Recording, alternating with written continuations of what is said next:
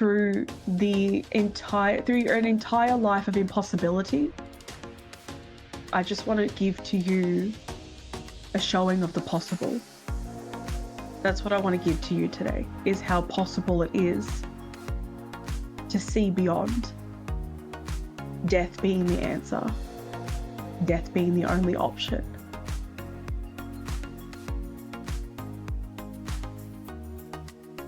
Hello, it's me, Ashley, and this is the Daily Humans podcast. Hello. Introduce yourself. Get down the chopper. I'm Nina.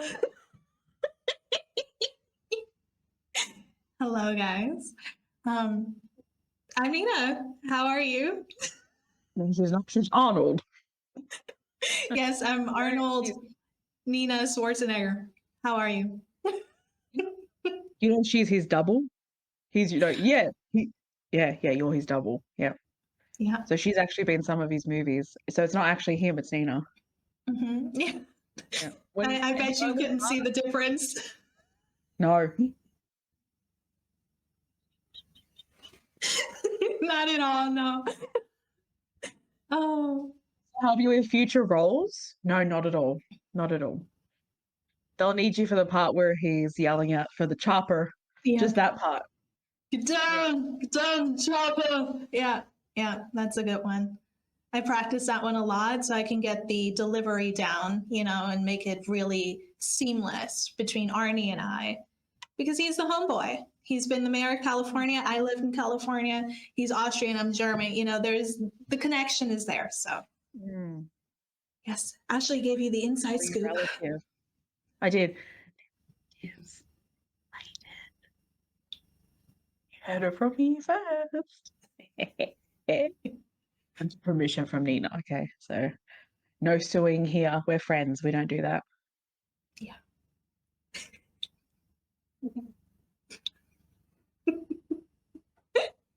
I can sometimes forget that we also post on Spotify. So when I listened, I think the other day I listened to the audio and I thought to myself, I have to remember that there's also audio. So if there's a long pause, I can just imagine people sitting there going, what's happening? Because they're not watching it on YouTube. Just what's happening right now? Just know that if you hear a pause, it is because I or Nina are doing something silly in person. Just on YouTube. Yeah. You should come on over and check us out on YouTube if you want to see. Yeah. Yes. Otherwise, just wait for the pause. Think of it like an intermission. It's a break for you. It's a break for us. Yeah, intermission time. And then you'll hear us come back on, okay? So just yeah. Sometimes I do forget. So I'm sorry that I've forgotten about those that listen via Spotify. I apologize. I'll never forget you again. You will always be by my side until the day that I die. Yes. I always use song references. My fire, the one. He's higher. Believe when I say, what do you want? Want it Spotify's way.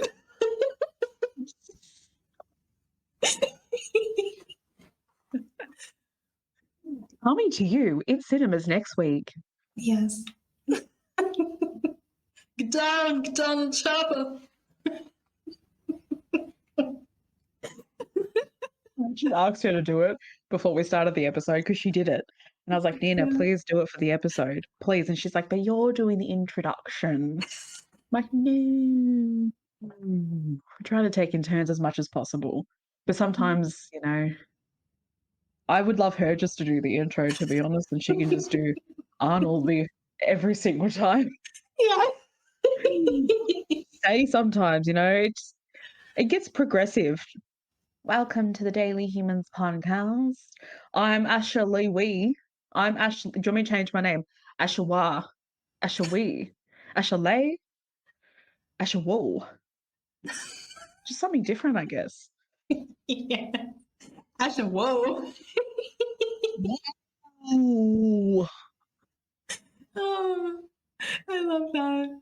No, we got to keep it interesting. I agree. And Yeah. once we have our new intro figured out, it'll be a lot more fun, I think. I can definitely hear like a song of ours making it and being the intro and making it something that we can like every time we can ease into it and be like, hey guys, what's up? Welcome back. Hasta la vista, baby. Or, even if we came up with a new intro, it would get to a point where we would change it. Yeah, Probably that's like true. 4 Yeah. episodes in, it would be changed.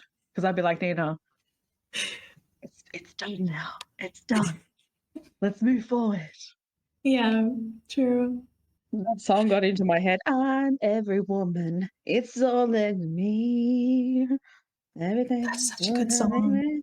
Naturally. Oh, oh, oh. This is another episode about music. Just it will never end. Yeah. I dream about music. I really do. Really? Yeah, I wake up in the morning even, and a song will be playing in my head. That's happened to you before. I think you've told me. Yeah, yeah, it has. Yeah. I woke up this morning and Tony 22, I think his name is. I can remember his song Mhm. was playing in my head. I don't know if you've heard of him before. No, Um, yeah, songs will play in my head the moment I wake up in the morning. that's so nice. The most interesting thing, yeah. It's like a radio switch. Yeah.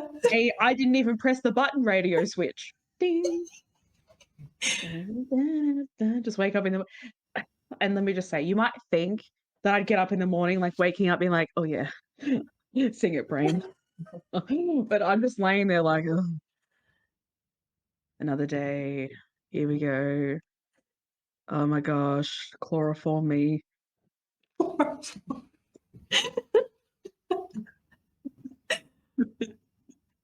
Oh, geez. Well, I would say it is a big up in terms of how you wake up. If you wake up with a radio in your head or with a song playing, unless it's a really like annoying song. Because sometimes I've had it happen. I think last week when things have been extremely stressful, where I was waking up Mm. and I would have like this piece, and then my brain would turn on, and it would be like, "Here are the top 10 highlights of everything going wrong in your life. Where shall we start today?" Very true. Even when you wake up in the morning, the first thing switches on. It's like, hey, remember what happened yesterday? Yeah. Remember what happened 10 years? You f***ed up. This is how much you f***ed up. Listen to it right now. You just awoke, but don't worry about it. Here's 50 ways that you f***ed up in the last 10 years. It just smashes you in the morning like a wham. Like every single thing that happened in that time just pounced on you while you're laying there in bed. That's what it feels like. Mhm. So I'd like to. Why? I don't know. You I like don't to know have why. music? Yeah, I'd like to have music. I'd like to have like Shaka Khan, I'm every woman when I wake up. I'm every woman. It's all in me. Yeah, I know. But let me just say though, it doesn't stop the thoughts because it's like, I, everyone, you son, it's all in me. You're ugly. Everything you want to baby, do it naturally. Oh my God, you up so bad yesterday. You said the stupidest shit. Cause I'm happy, clap along. If you feel like happiness is for you, you know what? You're gonna suck tomorrow too. Cause I'm happy, clap along. If you It's gold. I love it. We should make a skit about that, honestly. oh, jeez. You're hilarious, Ash. I will never get over your jokes, honestly. She has me crying, guys. Literally, cry laughing. Laugh crying? I don't know. One of the two.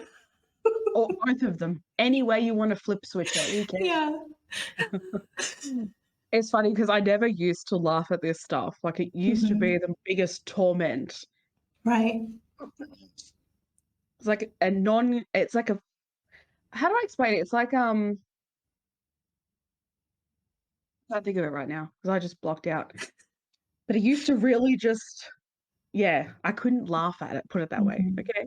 But now, being in this place and who I am today, I think back to it and I'm like, yeah, music would play as well as the top 10 worst things that have happened in your life in the last week. Yeah. That's just lovely. They take a Yeah. great song that I've been listening to and then it just conjoins it with the most horrible experiences. It's like your mind's trying to find balance, but you think you're doing it right, don't you? You do. You're convinced that you're doing it right. Let me play you a happy song and then do this. Hmm.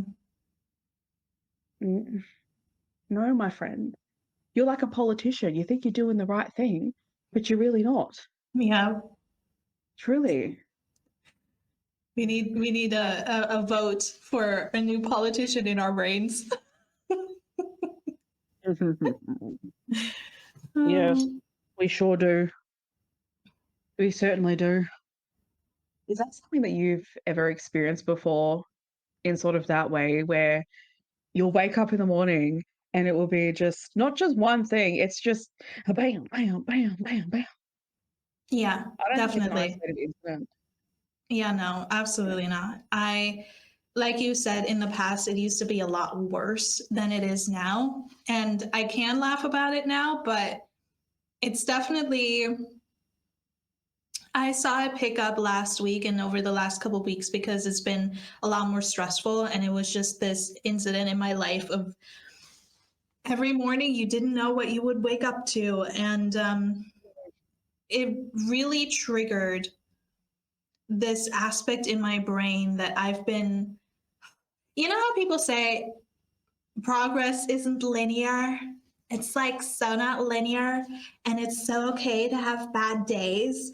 Well, I still struggle with that because I can do so great and I can do all the shadow work and all the healing and all the somatic stuff and I can feel my feelings, I can locate them where they are and do that. And then you have really, really terrible weeks where it feels like literally you have not done any progress whatsoever from the very incident or moment in time where you decided to start healing. And that has definitely been a big mental loop for me recently.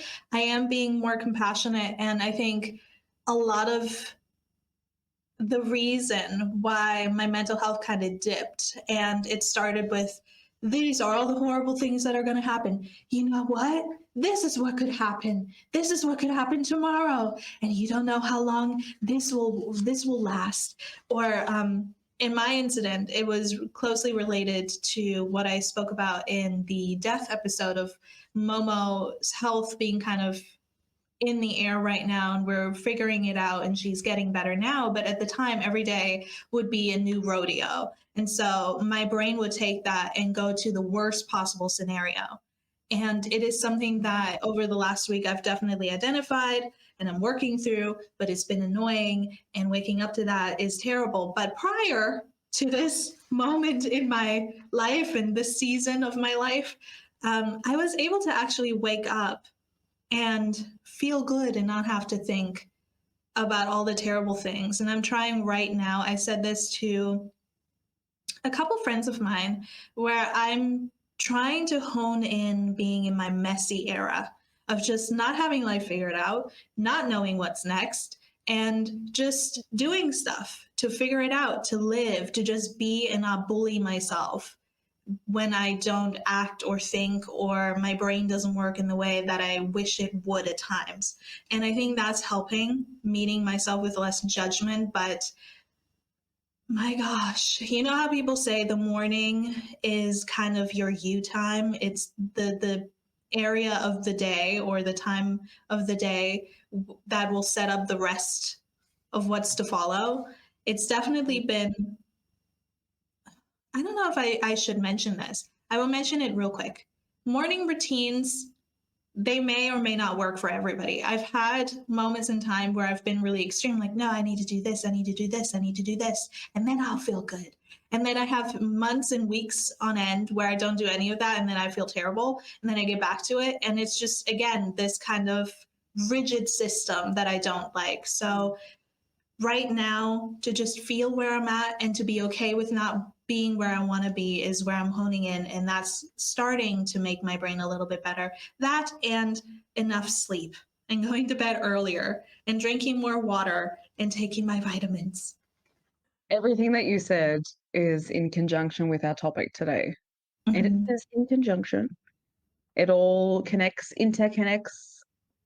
We are going to, obviously, if you can tell by the title, be talking about another experience in this human experience that is quite difficult, like the death Mhm. episode, Mhm. um, but a bit more close to home as well for Mhm. a lot more people. I mean, death is obviously a and will always be a continuation in this human experience, but suicidality essentially doesn't have to be, Yeah. you know, it doesn't have to be. So, yeah, we're going to be discussing that today. And I think you all know that you do not have to keep listening to this episode if at any given point you start to feel uncomfortable, unsafe, or you can feel certain things coming to the surface. Please switch off immediately. You don't have to keep listening. And the best thing to do is to take care of self because you're the only one that has to go through what you're going through in that sense. So the priority is you. But I do need to stress that these conversations are also important as well. So it is up to us to have the conversations and say and be heard, as well as it's up to each and every one of us to step back when we need to, when the conversations are bringing things up personally. Just Yeah. to say that at the start. I've definitely spoken about suicidality. I think, geez, I can't even give you a number. I've spoken about it enough on our podcast. I don't think I've spoken about it enough, actually. I definitely wanted to save it for an episode because we did talk about having this discussion in the future Mhm. when the time is right, because it definitely has to be a validation to have such a deep and heinous conversation in some sense. Yeah. But I also have had my own podcast, as I have mentioned, and I did release an episode on there of 19 years living in a suicidal mindset or with a suicidal mindset. It was one or the other. And that, I think I posted that last year, talking about my experiences with suicidality, because I have been dealing with thoughts of suicide since I was 9 years old, really. And my personal experiences of it, I have not heard the topic of suicide in the light that I experienced it. And that's not a fault because I think even me, I didn't know how to have this conversation. So it took me a while to even, I actually used to post episodes and then delete it, and then post it and then delete it because I would listen back and think, this is not how I want to have this conversation. This is just, it doesn't feel right. It took me a while to actually find out, how do I want to conversate about something like this? Because I know that it's such a collective issue. It's a collective issue. I think, don't quote me, I'm going to get it right or wrong, but I think it's around over 700,000 people each year die from suicide around the world. Wow. I'm pretty sure it might be 750,000, but I know it's around that number. And there are so many different stories and there's so many different experiences to this, but what I'm going to reference is going to come from my experience of this for majority of my life, what I've learnt and observed and felt, and not just from my personal space, but society as well. Definitely society and the part that human beings play in the continuation of the existence of these things. Because if there's one thing I know is that a lot of the things that we have in our society are human created, and they feed. And this might hit people's egos in a certain way, but because I know this conversation has been had before with someone else, I've had this conversation with someone else before, and people jump on this. You can't blame someone for someone making that choice.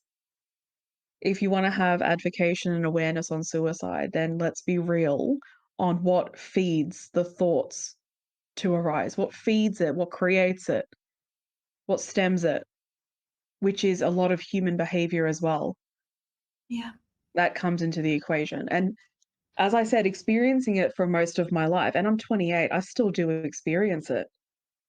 It was just, what are we now? September. It was just a month ago or 2 months ago that I was on that brink again, standing on the edge, honestly, and talking to Nina about what was going on because I was so close, so close. So I definitely do experience it still, but it has changed, thankfully, over the years. And I'm very grateful so because I never saw myself getting out of it, honestly. I really didn't. And I spoke about in the death episode, I spoke about how I'm not afraid of death. And I didn't mention this in that episode, but I'm mentioning it now. I'm not afraid of death, I think, because of that, because I've been constantly thinking about death, because my life has been, um, what's the word? Because my life has been surrounded by death in my own space. So my fear of it it's not relevant to me personally. I think that definitely created I think it took away a lot of the stigma and the fear as well. If I were to add some sense of not a positive, but maybe a more grounded feeling towards it, is that I am not afraid of something that has been a part of my life for majority of it. So that will be something that I'll jump into more and more. But I have a feeling that Nina would like to say something before I continue on. So take the mic. I just wanted to say this. When you have been in darkness and in pain for a very long time, doesn't even have to be majority of life, but when it has been for a significant amount, death can be that only release, or your mind can create it. I don't know what it is between the two, but when every single thing in life feels like it gets too much or is too much, or you're made to feel like you're not being valued, that you don't matter, then the only way, especially when you're young, when there's so much feeling and emotion and rejection going on, and you're in that, just, I don't know what it felt like for you, but when I was in my worst or the worst of the worst moments in my life, it felt like I was just swallowed up in darkness. It was just like this really thick, Yeah. smoky, black cloud. And Mm. it makes you go towards the idea of, well, if I can't be loved here, if I'm not seen or heard or valued in any way, obviously, when you're very young, the breakdowns aren't really there. It's just this feeling of not feeling safe and not being heard and not feeling wanted. Then, excuse me, then the only option is death, it seems. Mm. And that is something that to this day, sometimes my mind goes to as well, where it's just like, well, everything sucks. So I gotta go. I gotta go. I've never been close to committing or anything since I've been an adult. But when you're in that space and your brain has kind of just created this pathway of like, okay, this is how I am able to relieve myself from this pain, from this stress, from this heaviness in my soul. And if any of you can relate, I just wanted to say that you're not alone in that. You know, it is just, it's not a one size fits all. Depression, suicidality can hit at any point in life. And you're valid for feeling the way that you feel. I just wanted Mm. to put that in there. No, you're right. When you're a child, the concept of suicidality, especially when we were children, was not spoken about. Right. Mental health wasn't even. Uh, I want to change that actually because essentially, I do think that people were having some sense of a conversation, but we weren't hearing it. We Yeah. weren't a part of the conversation essentially, and for a large part of our lives, we weren't a part of that conversation. So being so young and experiencing something that you can't put a word to or a name or an understanding or a feeling. Because when you're a child, you're just experiencing what it is to have the human experience. You're just figuring it out. You're listening to your parents and you're walking along the line and listening to them and figuring it out. So it is not as a 9-year-old child, my child self just thought, you know what, I want to get up in the morning and think about dying. Hallelujah, yes. Because that's sort of the stance that people have in stigmatization is that you choose to think this way. Then how does a Right. child start to think this way without even knowing what they're thinking? It doesn't make a Right. lot of sense to have a stigmatization on something like that.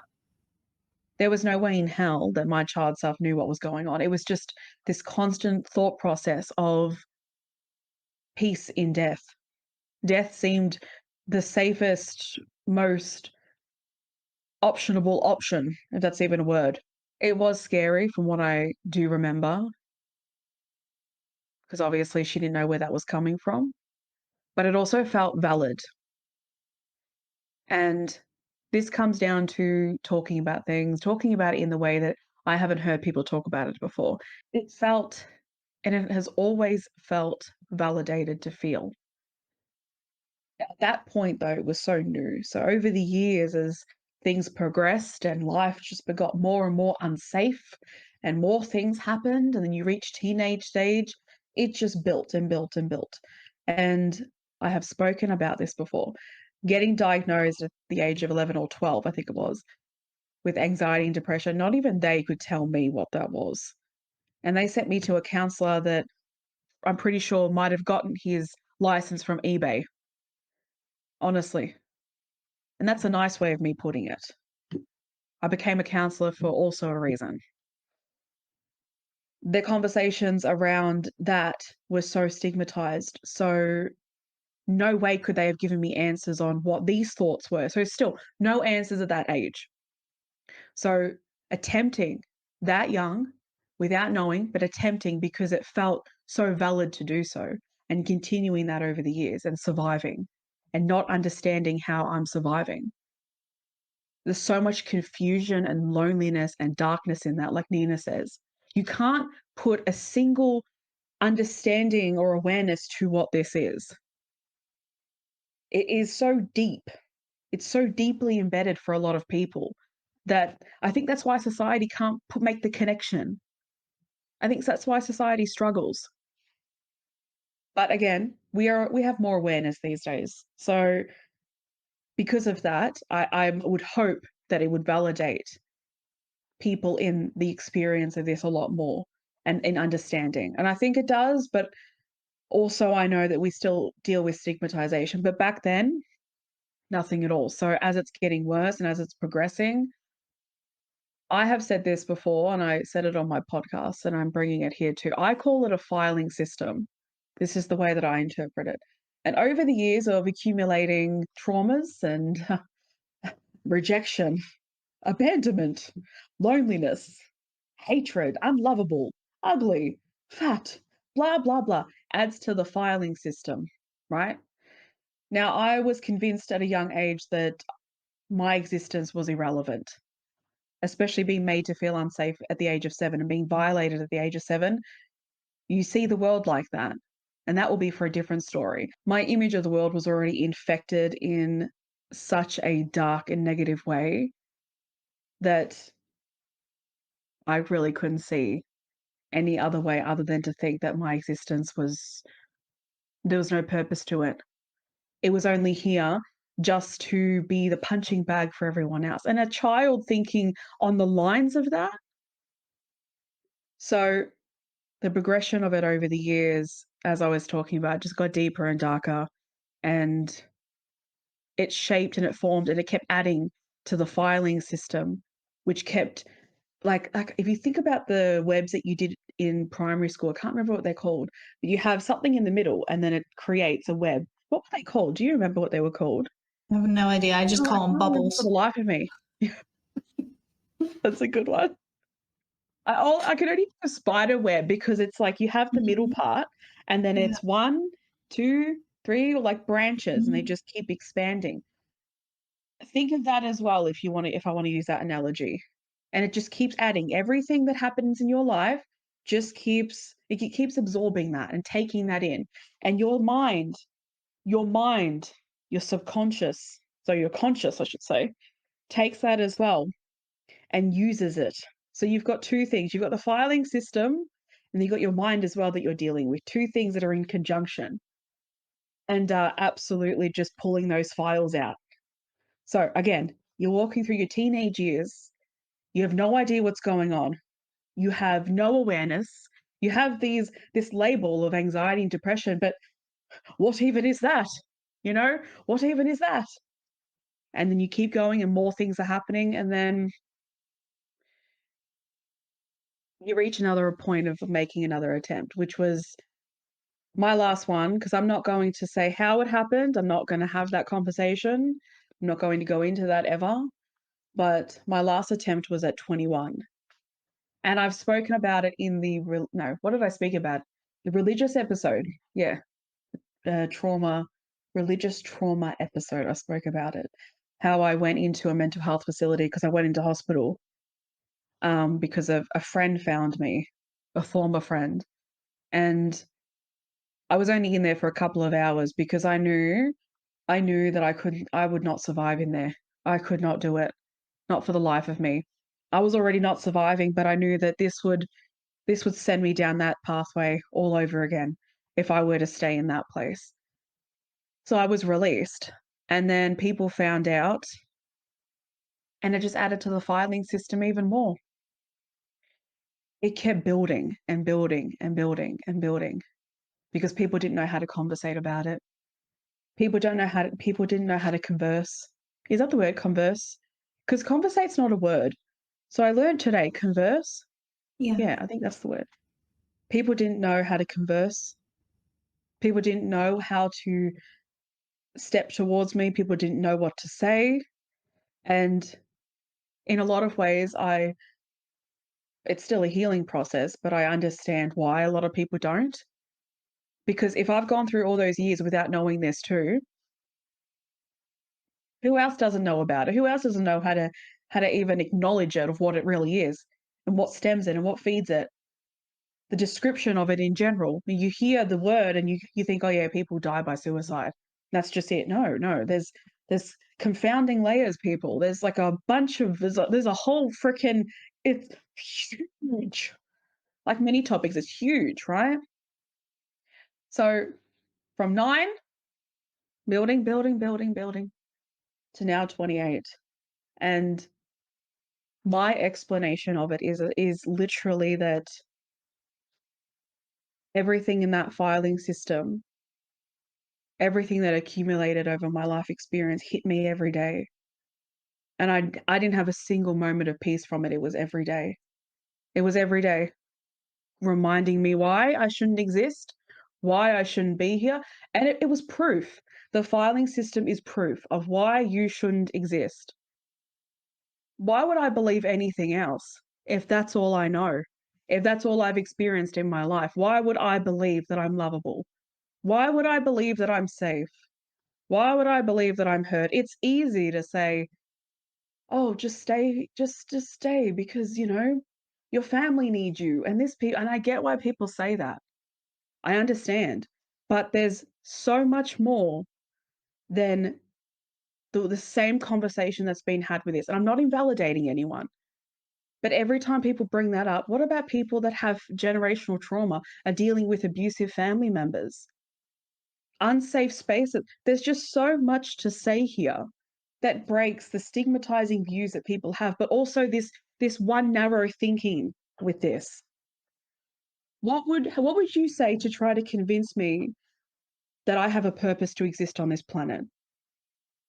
If I was the 21-year-old, what could anyone possibly say to eradicate all those years of being programmed to believe that I am just a punching bag, to be violated, to be abandoned, to be left, to be talked about badly, to be treated badly, to be thrown around, stepped on, labeled, called crazy, all the names under the book. What would you do to convince me? Exactly. I'm speaking from my past self. What then? What more is there apart from this reality? What more possibly is there when I'm not seeing anything different? Nina was talking about waking up every day and how she felt. And I was talking about that as well. I hated waking up. I hated it. Every day I would literally feel the sinking of depression, thinking, great, I have to start the day. What's going to hit me today? What's going to hurt me today? Who's going to violate me today? Listing all the possibilities in my head of what could happen. That was every day of my existence because I didn't feel safe anywhere. But also, nothing else has happened apart from this and that and this and that, anything that has harmed me. So, of course, my mind is going to list all the possibilities of the negatives that can happen. I hated waking up in the morning and I hated still being alive. I used to beg before I went to bed to not wake up. I used to beg if there was a God. Because at the time, I sort of maybe believed there was someone there, but I wasn't too sure around that time when I was attending church. So I'd beg, even when I was driving in the car, please crash my car. Don't harm anyone else, just me. Please, just take me. There's nothing for me to do here. Take me. Like, why am I still here? Why am I existing? To be everyone else's learning lesson? I would beg constantly. When I said that my Orion has seen me cry more than my psychologist, I meant it. My Orion has seen me beg to die. I've sat in car parks. I've sat in parks at night and just been engulfed in this thinking of why am I here? I don't understand how I've survived. I don't understand the purpose of being here. There's nothing, no love, nothing. Society is mean. Human beings are mean. They harm, they hurt. What more is there? To advocate for my reality of this is also to say that society plays a big part. The people around us play a big part. And I know not a lot of people want to hear that. And I'm not putting any kind of fault or blame. This is about awareness. And I want to be aware of my behavior because I would hate to know that I am adding to someone's pain. I would hate to know that. So I'm generally saying, and I've seen it, not just with myself, with many other people, I have seen it. Seen the invalidation that still exists within our society because human beings can't understand human. But people add to this. When I used to express my emotions, people used to come at me with anger. Anger. Because they couldn't cope. So it would be trying to put on this angry, mean voice. Are you afraid of me? People used to come at me with anger, disgust. They would not want to talk to me anymore, associate. Even as a child, adults treated my child self like that because they just couldn't wrap their head around emotion. What do you think that does to a child, to a teenager, to an adult when you invalidate human? When you invalidate human and we don't connect to our human self, what more is there after that? And that's what's happening. Every time you invalidate your mate, crying, expressing himself, vulnerability, you're invalidating his human. What do you think that feeds? This is psychology. This is a human mind. This is powerful. Suppress someone enough. An over pot of boiling water, that's an explosion, because that's what it feels like. And you could sit there and say, but it's their choice at the end of the day. Listen to everything I've said. If you think that right now, go back to everything I've just said. It's not a choice. To think that way every day is not a choice.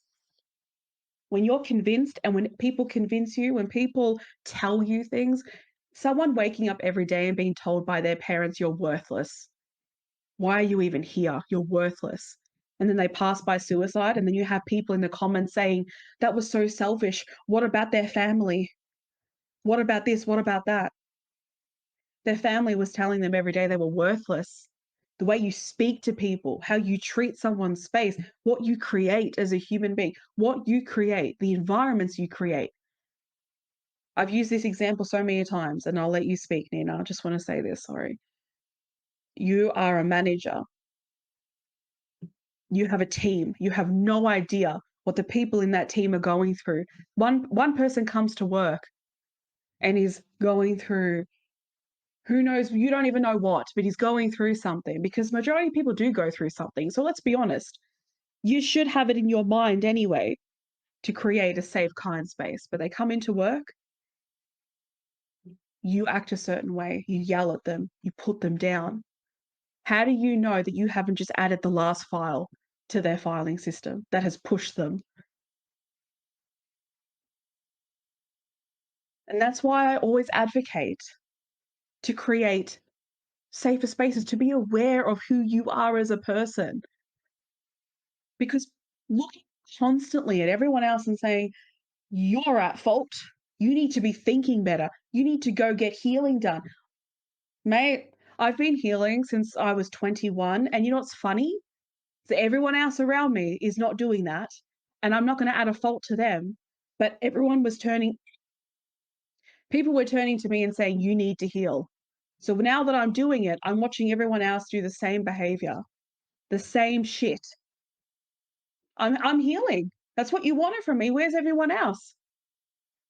Come to the party. You wanted me to be better. You looked at me as the problem because I was attempting and I was doing this and I was doing that. But yet you speak down. You talk about worthlessness like that's a normalization. You're mean. You're a bully. Oh, there's so much I could say with this topic, but I will let Nina speak. And if we do another episode on it, then I will unleash a lot more. But there's a lot of Oh, years of please do. experience. I really do. A lot of learning. And yes, I'll let you speak, my friend. Please Thank you do. for letting me talk. Like, absolutely. You have so much knowledge and wisdom and words that people need to hear, truly. And just to speak off of what you said, that when you've been emotional, that people have met you with anger or have met you with discontent in some way. I have had a friend, like a lot of us struggle with mental health, a lot of us struggle with suicidality. I mean, look at the world that we're living in nowadays. It's not uncommon, and I don't think it is unnatural in any way to think that way. I actually think it is our way of self-preserving, self-preservation, if you will. I'll get into Yeah. my story in a second, but it is something that I do want to mention real quick. I had or have a friend who's been doing so much healing on herself, and she's growing exponentially. I'm so proud of her.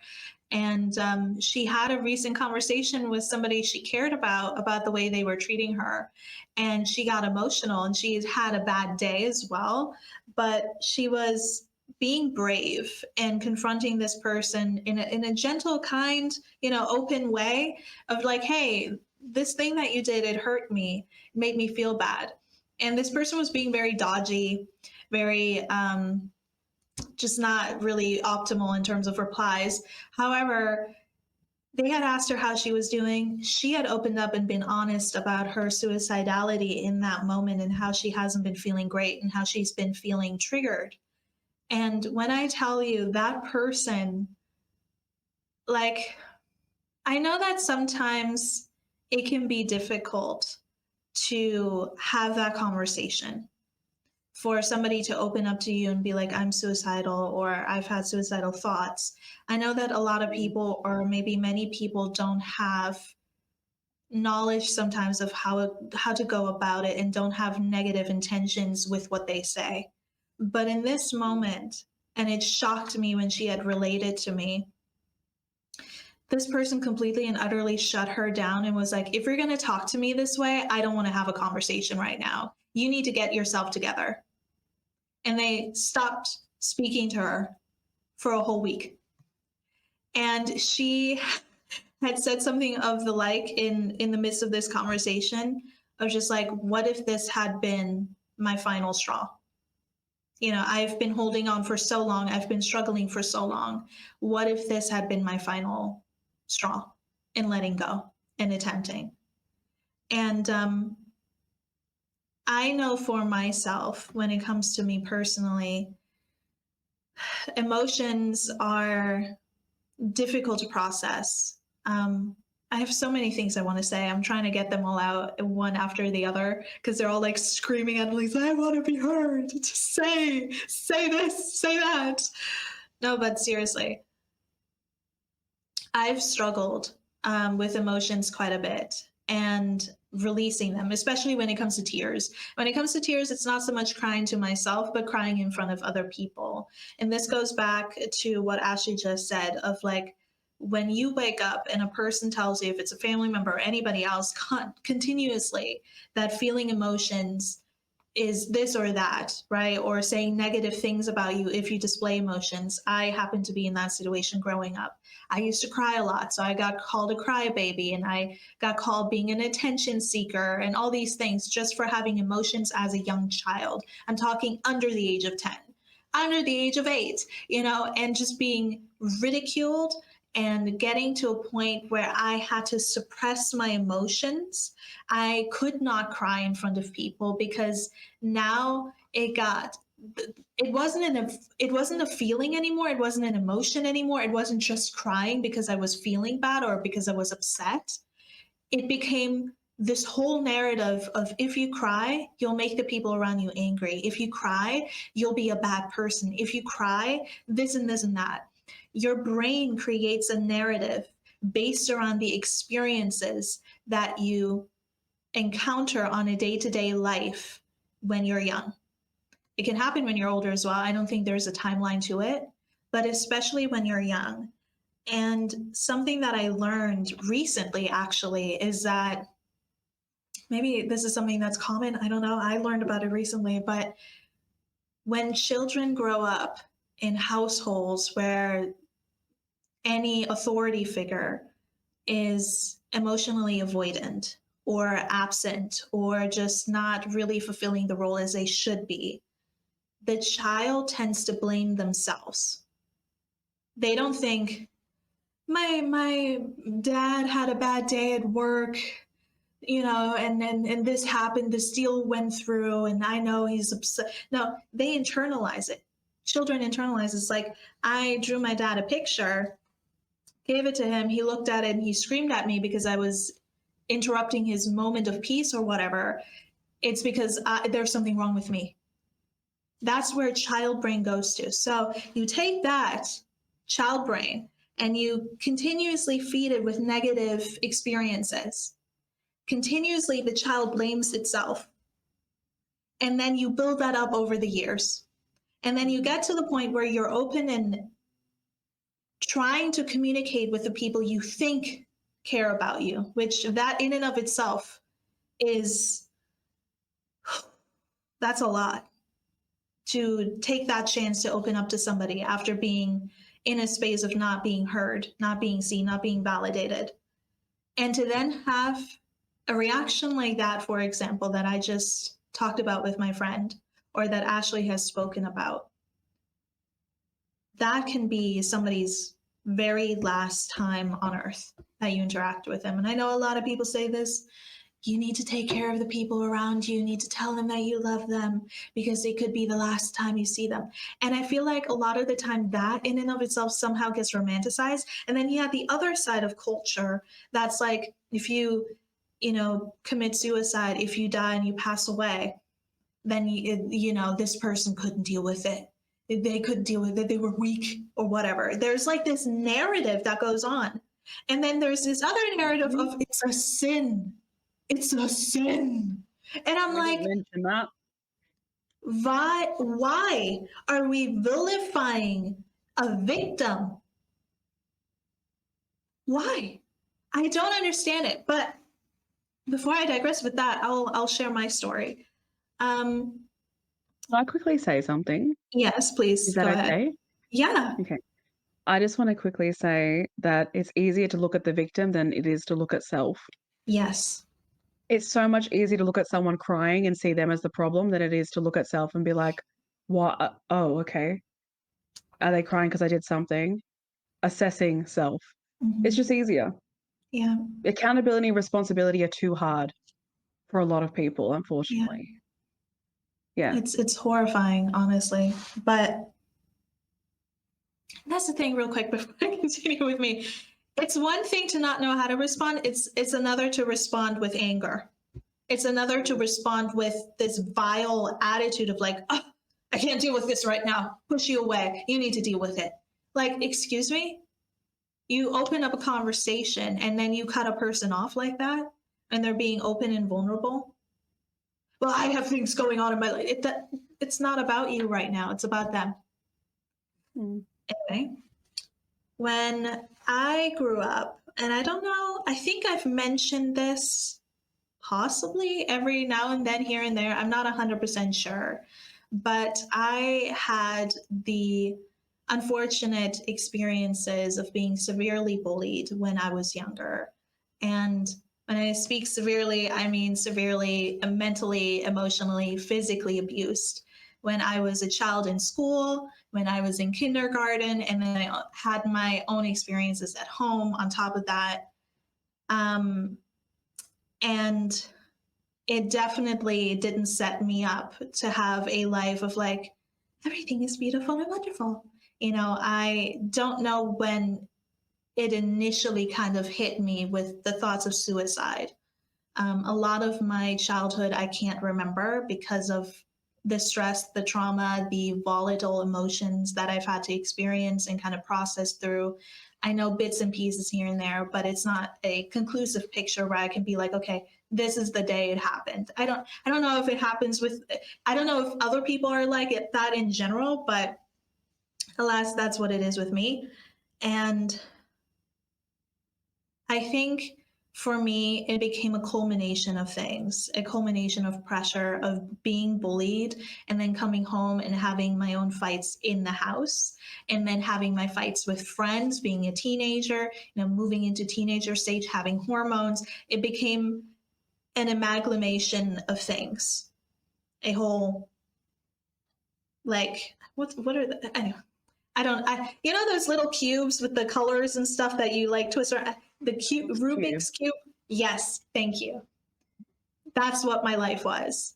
And I think my emotions and my trauma and my pain all got jumbled up. And then eventually I kind of hit a point where I got bullied so severely. I was made fun of so severely in school.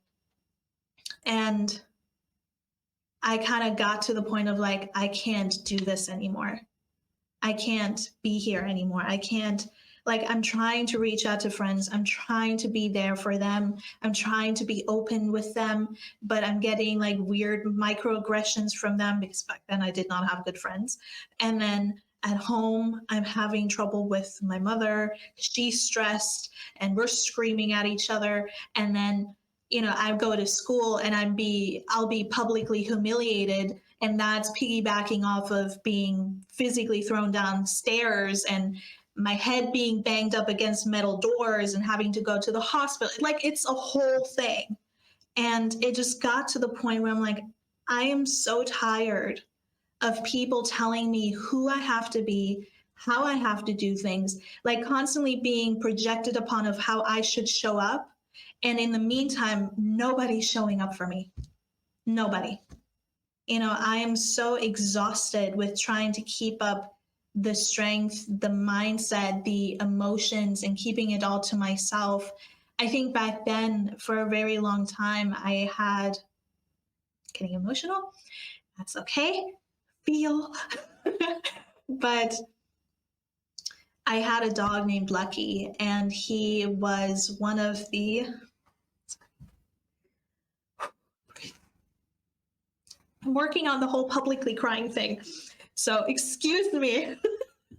No, but seriously, I had a dog named Lucky, and he was at the time my best friend. He was the only one that I could go to. And I think as a child, I was definitely drawn to a lot more animals than I was human beings, simply because of the way I was being treated. And so I just kind of went to nature. I went to animals because I always felt accepted there. I always felt welcome there. I didn't have to look a certain way, act a certain way, be a certain way, do something for other people to acknowledge me or like me. I could just be. And I think I was 12, 13, possibly 14, he got very sick and we had to put him down and put him, into euthanasia. And I had to let go. That was my very first personal experience, hand on hand. Hand on hand? Is that the right word? In real life, with having to let somebody that I love go. And that was for me like the world crushed underneath my feet. Like everything dropped. Everything that I was trying to hold up, it just fell and it dropped and it broke into 1,000 pieces because now I lost my best friend, the only one that was there for me. And at the time, I was moving around a lot because my mother had a roaming job, so I was doing online schooling as well, and I didn't really have my friends there physically anymore.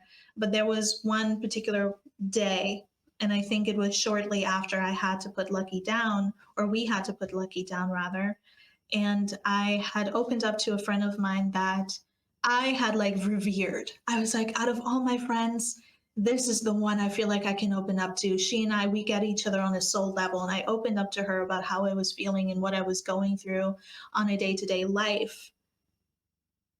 And she, I'm thinking she's going to receive me. She's going to hear me out of all the people. And she just looked at me and she was like, "You're lying." Whoa, what? I'm lying.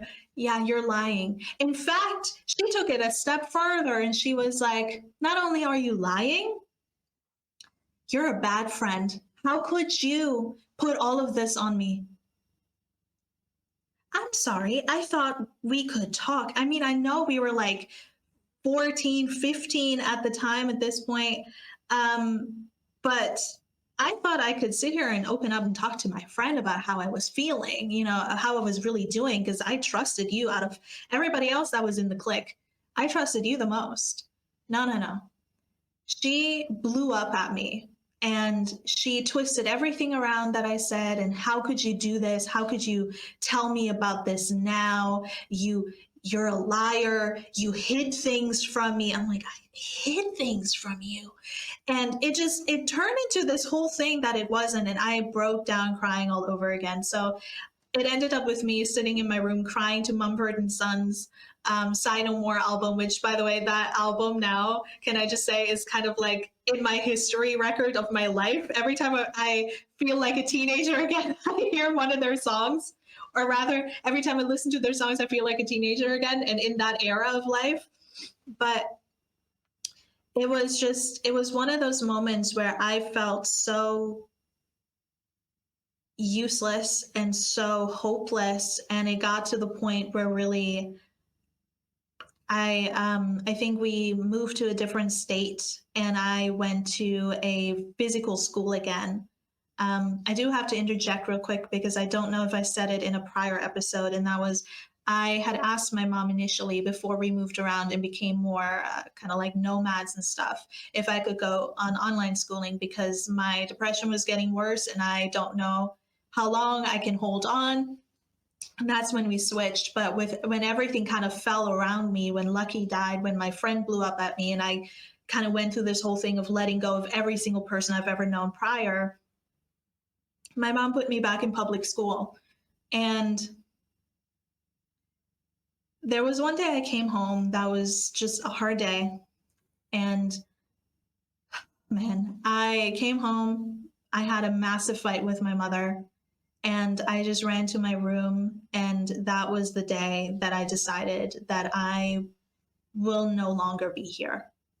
I had had thoughts prior, but I never really got to the point yet, or up until that point, where I was like, I'm going to do something about it. I'm going to put action towards this feeling or these thoughts that I've been having. And I had cried and cried and cried due to the fights I had that day at school and then at home. And then I was like, I'm going to put a plan together. And I had written down kind of like my goodbye note to my mother and everybody else that I was going to say goodbye to in my life and family and all of that. And the really strange, like, I still can't explain this, and I don't know how this happened. It could be that I was just, it's the emotions and having had a long day, but I just, to this day, I think it was somebody watching over me or something watching over me. When I try to, after writing down the letter, try to find a way to do it, to go about ending my life, essentially. And I don't know what happened that day, or if it was just a amalgamation. I don't even know if I used that word correctly, but just a compilation of having had really strong, intense emotions and then having a long day or whatnot. But I definitely had, like, looking back on it now, I have the feeling that something was looking over me or watching out for me. And that is because I became extremely tired, like extreme. I've never been this tired my entire life. And I was like, you know what? I'm going to do it. But first, I'm going to take a nap, which kind of funny in my opinion. But I was like, I'm going to take a nap. And then when I wake up, I'm going to, put more plans together to find options of how to do this, of how to follow through. And I went to sleep. I woke up a little short while after. And I got up out of bed and I looked outside my window. Again, I had a massive window next to me. This was not the location that I spoke about in the death episode, but I had a ton of trees outside. And I looked up at them and I'm just like, what is the meaning to life? Why am I here? Why is any of this happening? And I'm thinking of saying goodbye, and I'm looking at the letter that's sitting next to me on the bedstand, and I'm just like, this is so much. I think I need to plan this tomorrow. I don't think I can do this today. And then tomorrow came and the same thing happened of like, I don't really know what to do because all the options that I'm thinking are not options that are available to me. And I would rather have it quick than be extremely painful. And so I'm like, I'll think about it more tomorrow. And it kept progressing to the point where now looking back, I have no idea what happened, but I guess I just forgot. I guess I just put it off to the point where it became a distant memory, and it wasn't as in the moment as it was when I initially went ahead, wrote that letter and planned it. There was a time that I remember where I went back to the letter and I picked it up and I read it over and I'm like, I'm going to save it for now, but I need to wait a bit to figure out how I'm going to do this. But after then, I think I must have ripped it out or ripped it up and just kind of kept going day by day to the point where I think I turned 18 and I realized, looking back at that point, where I was like, I have been through so much shit. Truly, I've been through so much heartache and pain, and I don't know how I'm still here. I'm 28 now. It's been 10 years since that first realization of like, how am I still here? I still don't know how I'm still here because that day I was going to do it. If not that day, it was definitely going to be the next. And somehow it started getting like more and more distant. And after 18, I moved back to Germany. I made a crap ton of more mistakes and had many more experiences. But I think somewhere in my early 20s, like Ashley, I started to actually sit down and be like, I need to actually heal or do something for myself. I still don't know how I came to it officially. Spirituality came to me in my teens, but never to the point where I was like, I need to heal from this trauma. In fact, I think I will say this. I, in my teenage years, because people can often have the misconception of, well, with the story I shared before, that children tend to blame themselves rather than outside circumstances or their parents and whatnot. As a teen, I didn't really have that built up either. I was still blaming myself for everything happening around me. And I had a conversation one night in that exact house, in that exact room where I was going to, end my life. And I don't know. I had a friend. I had a friend at the time. We were very loose friends. I was not close to anybody because I was shutting everybody out because I was like, I can't trust anything or anybody. But we're cool. We can talk about surface level things. And she had said something along the lines of her parents having gotten her a present or something really innocent. And I was like, they just got you a present? And she's like, yeah. And I'm like, you didn't have to do anything for it? She's like, no. Why would I have to do something for my parents to be nice? And I'm like, oh, this is my experience. And I think that was the day that I was able to create a distinction between the two of the life that I had lived and everything that was being, I don't really know how to formulate it, but everything that traumatized me and what a healthy childhood actually is. And I guess when I turned older, when I went up to 18, 19, early 20s, I started to understand that, okay, this is not a me thing. This is, I don't know why it happened, but it did, and I can heal it. And that's kind of how that started in me. But when it comes to suicidality in and of itself, I have so many friends that struggle with it. It's such a commonality within society now, within the people that I know. And even to this day, sometimes when life gets really, really rough on my end, there's still something in the back of my mind that goes, why don't you just end it all? If you're not here, then you don't have to experience any of this mess. But I keep going. And I'm grateful to still be here because I've been able to kind of turn my life around from the darkness that I lived in at that point in time. And I was able to meet friends like Ashley, meet friends that genuinely care about me and curate a version of myself that I'm proud of. And I'm better now than I was before. I understand more things than I did before. I think a lot of us talk a lot about child self, teen self, adult self. But I want to just say, at least in my experience of life, my teen and child self were so closely knit together or just like formed together because of the trauma that I've been through that I at times have to address both at the same time when I go back or when feelings come up that come from that point in time in my life that was in so much darkness. And that's the only thing that I can say about the experience when you're in it. If you're listening and you've never been suicidal, you don't know anybody that has been and tries to understand what the feeling is like, it feels like an elephant sitting on your chest and there's this gaping hole just sucking in everything. It's just darkness all around you. You can't see past it. You can't see further.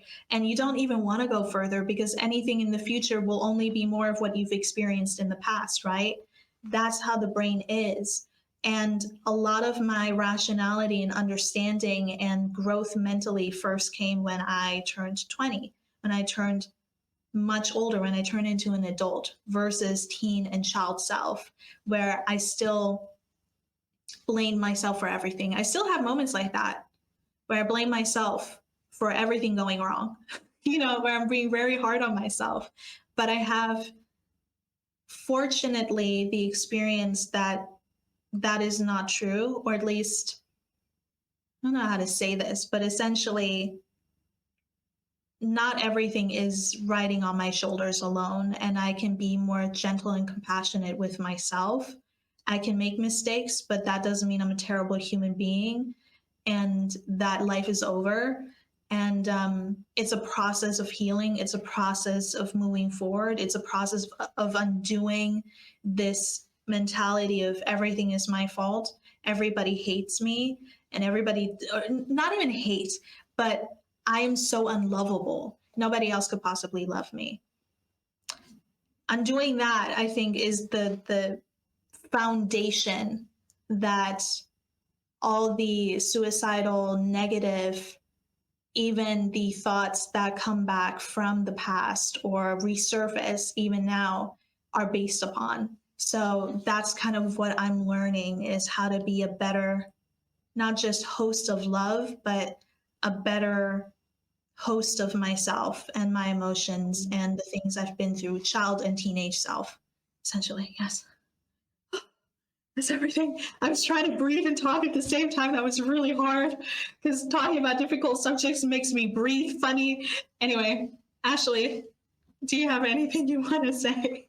Honestly, Nina has shared some of her experiences when she was younger, and the kind of really extreme violent bullying that you went through, as well as the other stories that have been shared by multiple people on their own experiences. It's such inhumanity, and it's such a disconnect from human to human to do that to someone else, a child.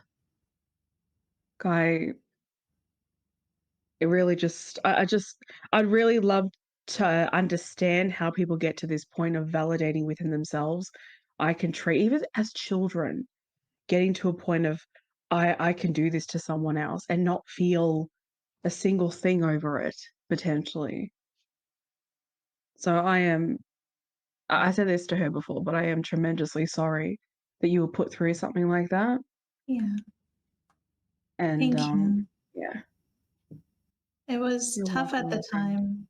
It was tough at the time, definitely, especially because, as unfortunately many people have to experience, I wasn't believed. I was believed by my mother when I told her about the bullying in school, but um, the teachers, they would just say, I'm looking for attention, or he likes me, because it was a boy that beat me up and Jeez.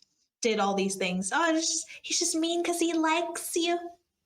He has a crush. And I'm like, I really don't think that that's it. No, no, no. He likes you. And then it got really bad. I mean, worse than what I mentioned. And my mother came to school because I had to be in the hospital for a few days. And we went to the principal, and they're like, what? And they asked him in front of me, did you really do that? And they're looking at me, are you sure?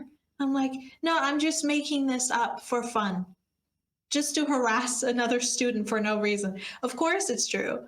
Um, so yeah, the whole believing thing, that's in and of itself a different podcast episode, but it was a lot for child me, but I'm in a better place now. Mhm. Thank The story is just the depiction of how invalidated the human experience is. To ever say to someone, to ever validate yourself, to say, you know, move forward from it, let it go. Something so heinous to experience that as a child, even a child, when you're a sponge and you're just starting out in this human experience and learning, growing, evolving, taking things in. But then you go through such heinous experiences, unsafe environments, hostile environments, other human beings that seek, from what it feels like, seek to hurt you at no end. How does a child process that? How does a child come to an understanding of what that is exactly? Psychologically, what does that do to a child and their growth? It's easy to look at a victim and come up with all these 100 different reasons, but growth can be stunted from trauma. It's like when people struggle with vocabulary and then you have people that make fun of them. But if they've grown up in a under the poverty line situation, what access did they have to be able to expand their vocabulary to meet your standards? Expansion of awareness is realizing that the pathways in the human experience affect people substantially. We're not robots. We don't have a robotic system within us. And to reference to what you're saying about people asking how you're doing, I thought about something, and your friend too, and the experience that she had. I'm glad that you shared that for her as well, but I'm glad you shared that in general because people ask how you're doing, and they ask it And then if people actually answer the question, they don't know how to respond. And it reminded me of Are You Okay Day. I don't know if you've ever heard of that before. No. Okay, so here in Australia, we have something called Are You Okay Day, which is essentially a mental health check-in. So you ask the people around you, Are you okay? It's a check-in day Mhm. to remind people of that. Okay. When that used to come up in the starting of my advocation, I was following along in it. But then I started to think to myself, if people can't deal with the response of how you're going, how are they going to ask, Are you okay? And then cope with the response if they get a response? And my problem with it started to arise where people would say, you can inbox me, you can inbox me. Can they though? Is that really a safe space? How do you respond if they gave you an answer? And I'm not saying this in a fault. This is awareness because we still have these things, right? How do you respond if you ask someone, How are you going? Or Are you okay? Can you respond? Because no one's asking for you to create a scientific answer. Okay. That's not the case. I know mentally a lot of pressure. I know mentally it can feel like a lot of pressure to respond accordingly. I understand. You don't want to harm because a lot of people don't want to harm. They don't want to hurt, but they don't know how to respond. I get it. I was there once upon a time too, okay? We've all been at that point. We have. We have the awareness though now to really expand our responses. Because if we're talking about the advocacy of mental health and you ask things like this, it is being open to an answer and what that answer potentially would be. Because, like I said, this is the human experience, and a lot of people are not okay. So, can they actually say that to you? Because that's also awareness on if you are creating a safe enough space. But sometimes it's not even about you. Sometimes it's them not trusting anybody because they've never, ever had a safe space. And that has been something I've personally gone through too. And sometimes it wasn't personal. I can't blame people if they take it personal, but essentially it was not personal. It's just because I still don't trust the space yet. I'm not at a point where I fully trust to be vulnerable with you yet. It takes time for a lot of people. When you've never had it, it takes time. And I really wanted to say that too, because it really did pee me off at one point, thinking about how society at that time was just still at this place of we still don't know how to process human emotions, but we have an Are You Okay day. And I thought, there's no connection. Yeah. Nothing is meeting in the middle. There's no middle ground with this. Why do we even have this if we can't find a middle ground? And yes, they used to put how to respond. They used to put guidance on how to respond, right? But the only problem with that is that it's very systematic. Like when you go into a professional office, some people use the professionalism in the stance of, from my perspective, it can be very robotic. That's Yep. my perspective of this. It's too robotic. It has to be professional when you head into a therapist or a counseling office. It has to be, obviously, because their duty is to assist you and to be there for you and to help you, right? But I go back and forth with just how professional, where the line sort of needs to be drawn, because you are dealing with human beings. Human beings. So, ma'am, what did you do yesterday? Oh, I wallowed in bed and I bed rotted. No, you need to be getting up and walking. You need to be doing this. You need to be doing that. It's just, Yeah.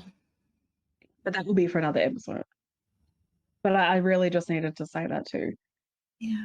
And the memory thing as well, which is definitely something I want to touch on too. You were talking about how the memory of your childhood, a lot of things are, if I'm right to say this, but there's gaps, Oh, yeah. obviously, because Definitely. it was a lot. It Yeah. was a lot.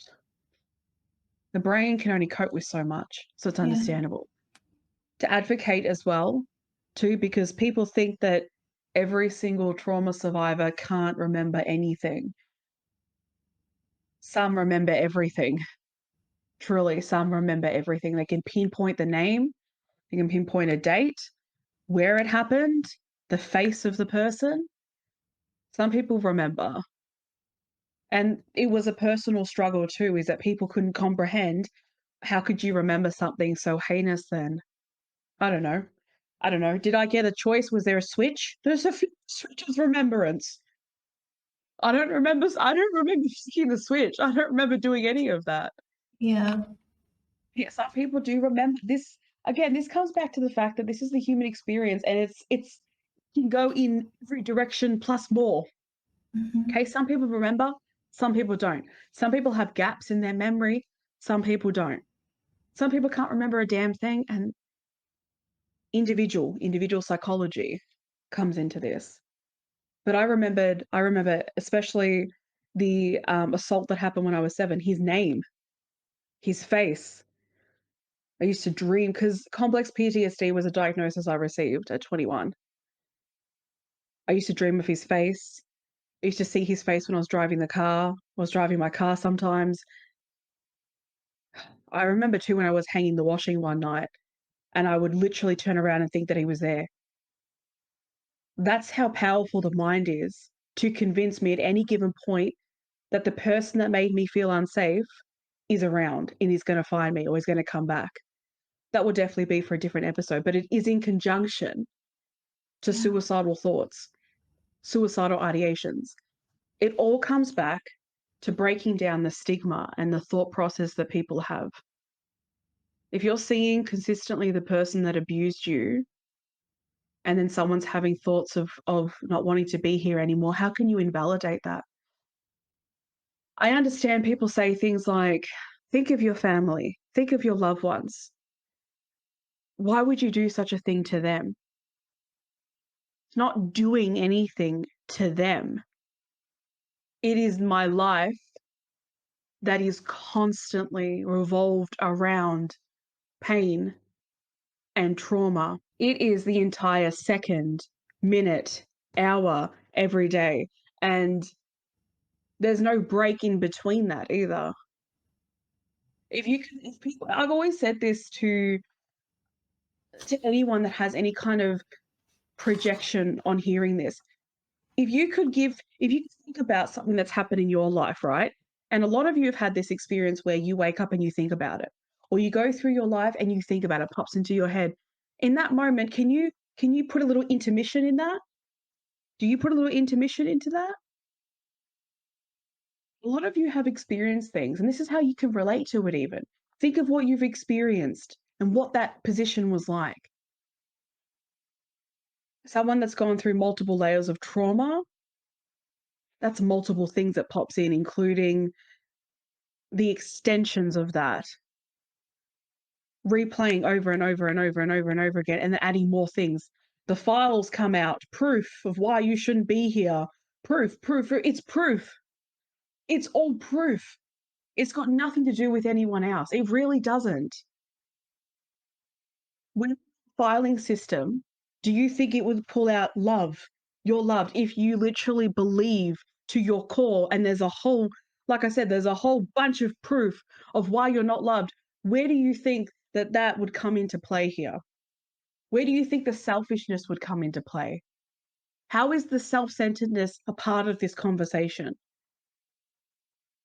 If you say you don't understand it, and if you don't want to understand it, well, put it this way, one way or another, there are so many things that are invalidated in the human experience.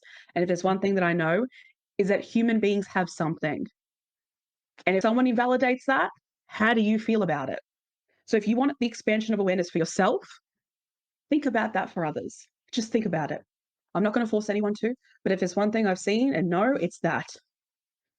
People will literally stigmatize you, and then the moment that it happens to them, they cry wolf.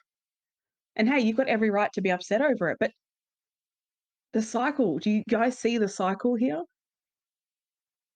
A lot of people have said this, that thinking about their family has saved them, and that is, again, an individual experience, and that is so important. And for those that it has, truly keep that for you if that is the thing that keeps you walking on this earth. Definitely. But again, bringing it back to what I said in this episode before, this experience that I'm talking about is also a reality with suicidality, where you can think that my choice was so selfish and self-centered, but what I'm talking about is a different side of this, is another reality to this experience. A side that is, like I've been saying, totally convinced, and it's so believable. There's just nothing else but that. So why would anything else matter if that is all there is? Why would anything else be seen if that's all there is? Just something to think about for anyone, I guess, because just something to think about for anyone. I'm not the only one that goes through this. I'm not the only one that has gone through it like this. And the first thing that you should be thinking about is empathy and compassion for that person, and not slamming a whole bunch of people in front and saying, think about these people. A lot of us haven't even thought of ourselves. We can't think of ourselves. That's not even a part of this. How do we think about anyone else as well? It's too painful to think about myself. It hurts too much to think about myself. Who even am I? I'm not even existence. So how can I think about myself and see myself as a person? I'm not a person. I'm just a piece of dirt on the road. I'm invisible to the naked eye. How would I be able to see anyone else? How would I be able to see anyone else as safe if no one has ever shown me that they're safe? How would I trust adults if adults have harmed my child self, my teenage self? Yet they talk about authority. They talk about how they're the ones to trust. They're the ones that have the answer. But my child self didn't experience that. My teenage self didn't experience that.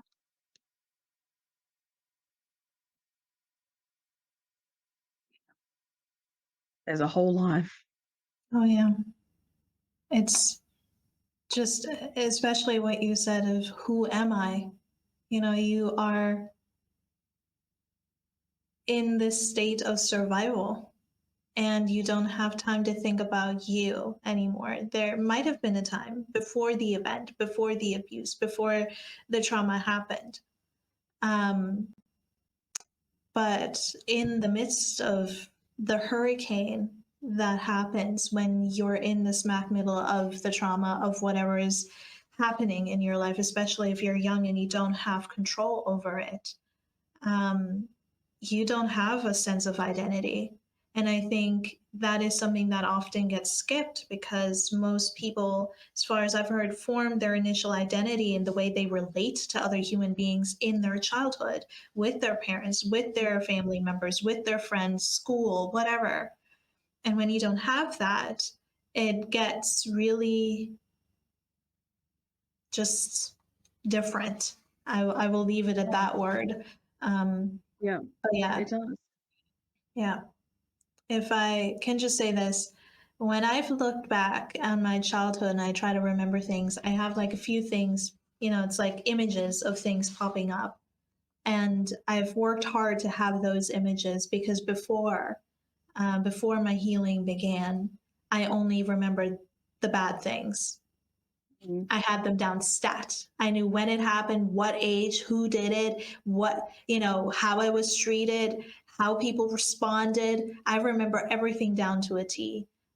If you were, if, and that's, I would say, I don't want to say they're isolated incidences over the course of my life, but they are moments, right?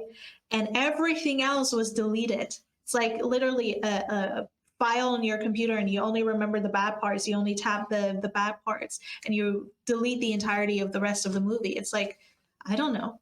I don't know what happened then. I don't know what I did that time or those pictures that I see when I was a kid. I have no idea about that time anymore at all. It's really sad. And I know a lot of people deal with that. And Mm. it's a process, it's a journey.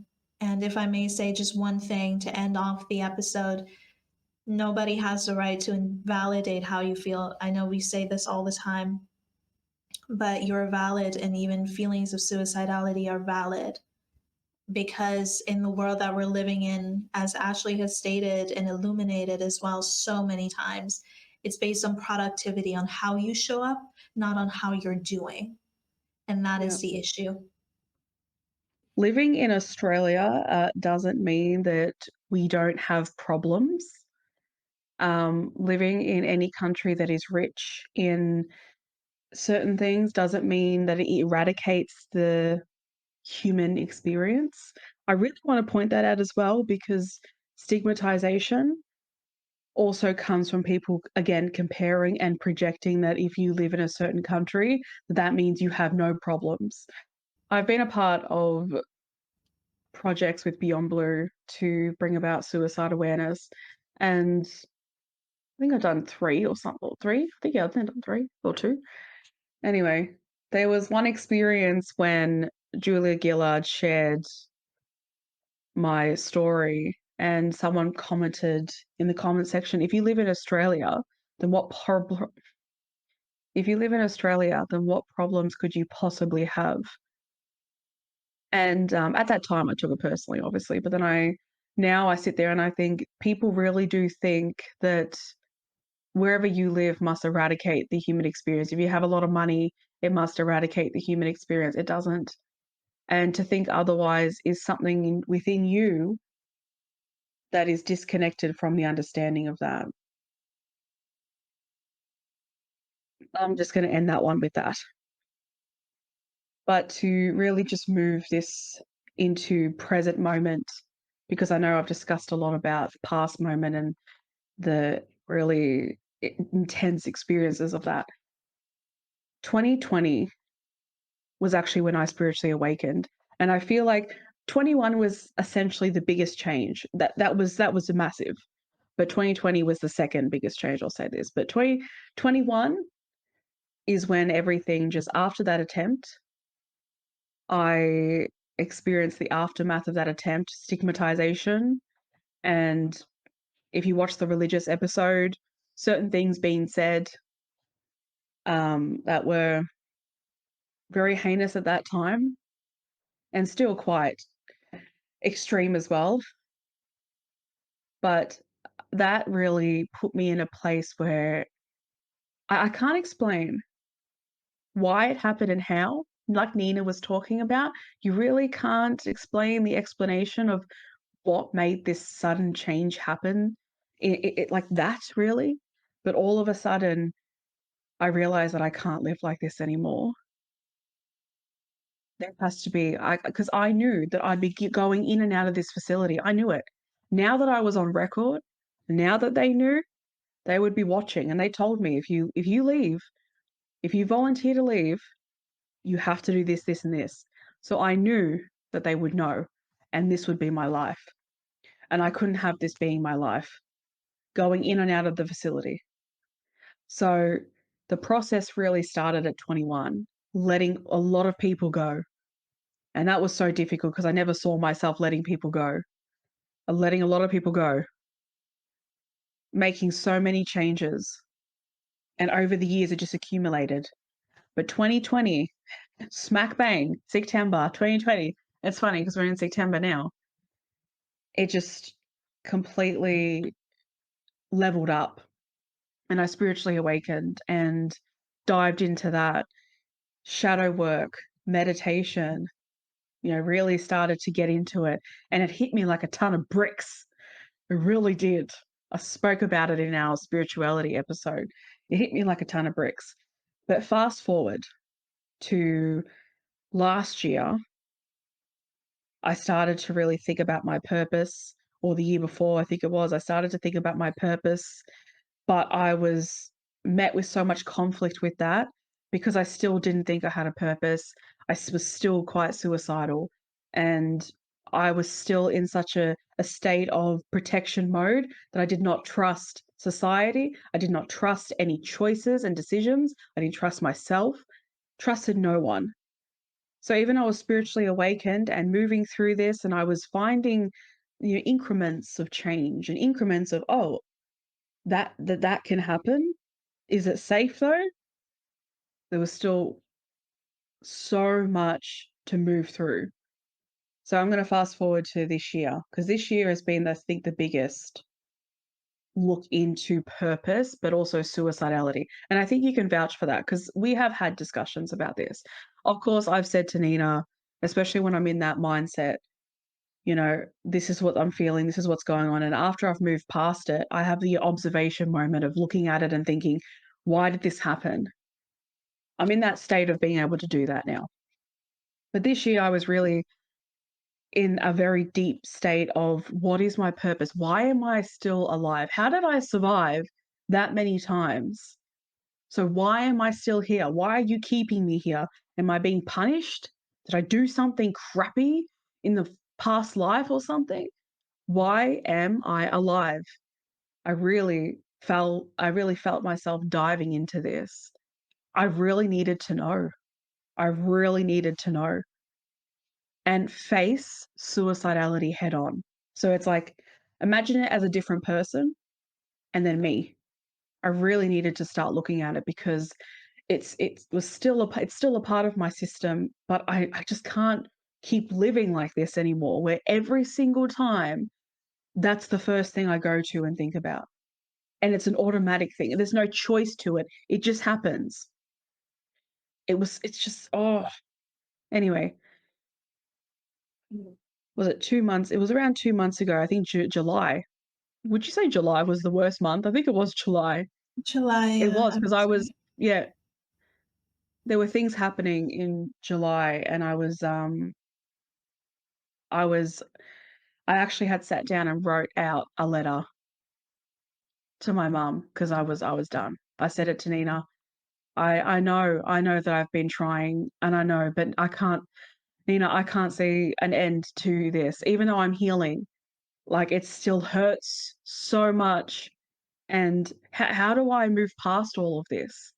How do I live? How am I going to live the rest of my life until I'm a grandma?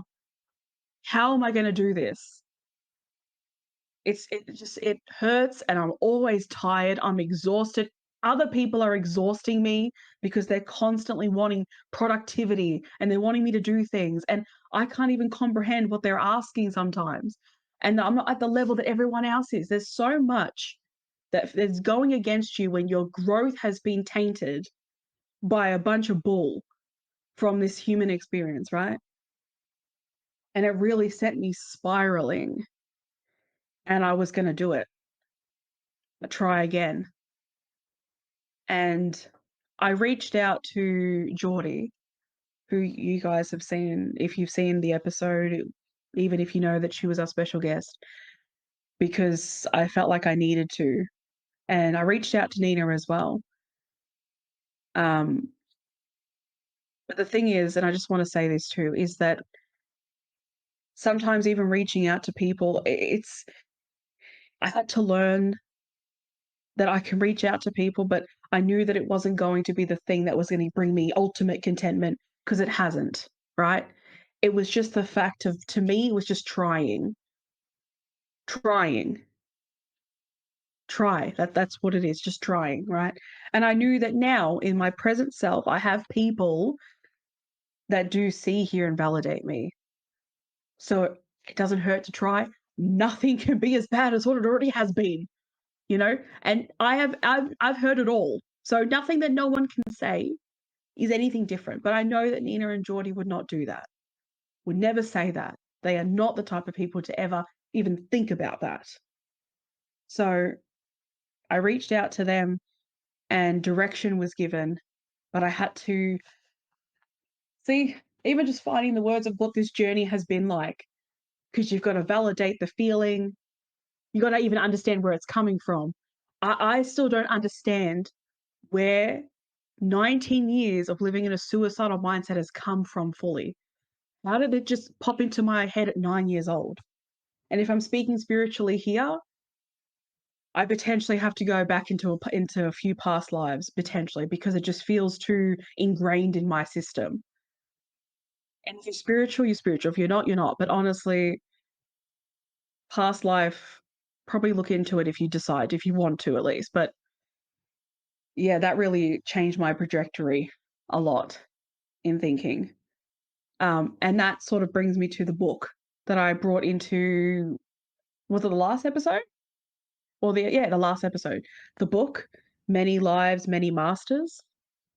I was reading the book and it gave me like a different thinking of how deeply this is with me, of purpose and not wanting to be here and my peace with death. It gave me an entirely different understanding. And these are the things, the small increments that I'm finding from life that are really helping me find groundedness with it. It's not fully there. It's not, but it's enough that I can exist today and I'm okay. I'm okay. I am okay, right? Bringing this to you, right, is for a reason. Our journeys are different, but if someone had come into Nina's life when she was young and showed her a different way, would it have changed the trajectory? That's the question. If people had come into your life and been supportive, my life, would it have changed the trajectory? Probably. So the advocation that we're having today, that we're talking about as well, is to put it out to everyone that you have the power to change the trajectory, even if it's small increments, doesn't matter. Something like that has given me awareness on my purpose just from reading a book. To some people, it's a book, someone else's words. It was something to me. It gave me something. It might not give you something, but it gave me something, a small increment. And to me, that's something. From nothing to small things, I will take that. Meeting Nina, another thing. Remember how I spoke about before how the filing system, everything was adding to that? Well, now there's another filing system next to that now. And it's the goodness of life that's been slowly added. It's building. It's just started building. So I can't expect this other filing system not to present itself. But this one exists now. It exists. It's here. And there are small things that are added to it every time Geordie helps me. And I'm so grateful for her. I can't express it enough to her how grateful I am to her. That's an increment there. What Nina does is an increment. What Jay does is another thing. A lady that compliments my hair, which has happened when I was, oh my gosh, just to say this quickly, I was having the worst day. I was at visiting my mum in hospital and I was feeling the lowest of lows.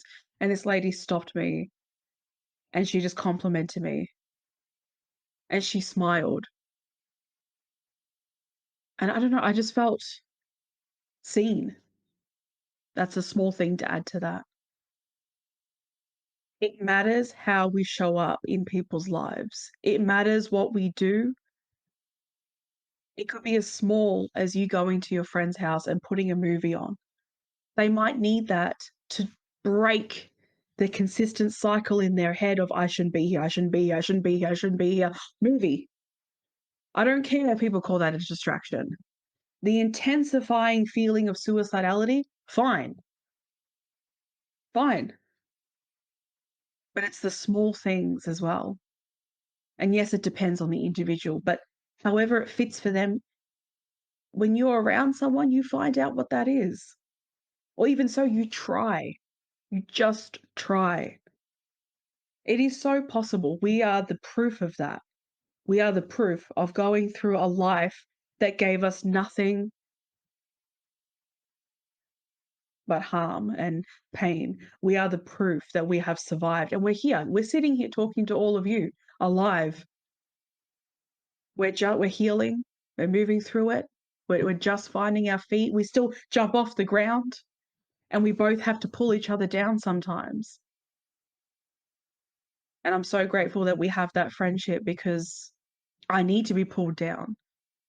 Yeah. And I'm very grateful that she does that for me. These are the things that matter. They matter so much more than you think. stepping in and calling someone beautiful, complimenting matters more than you think. Words are powerful, all the shebang, and it has the power to change. It really does. And it's difficult because you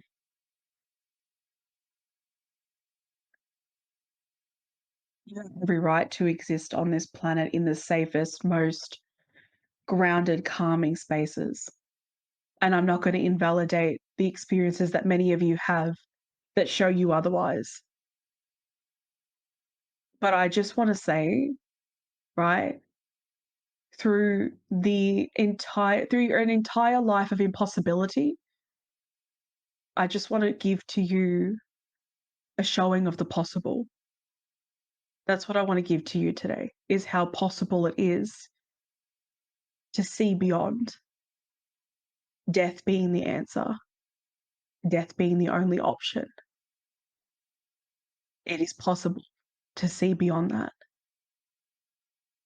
And I don't know if that can give something. I understand if it doesn't. I really do. But I mean it when I say that. I really do. I really mean it. And I hope to be that support for many people in the present moment and the future, because we all deserve it. We're human beings and we deserve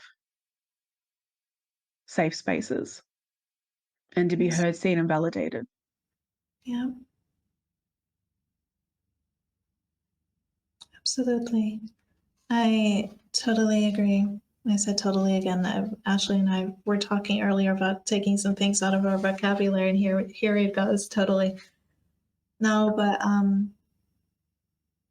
something that I want to say, and this is something that is maybe you've heard it before, maybe not, but a lot of our lives are based off of the storylines that are in our heads, right? And when you've been through abuse, when you've been through trauma, when you've been through stuff in life, as it happens, life is not always sunshine and rainbows.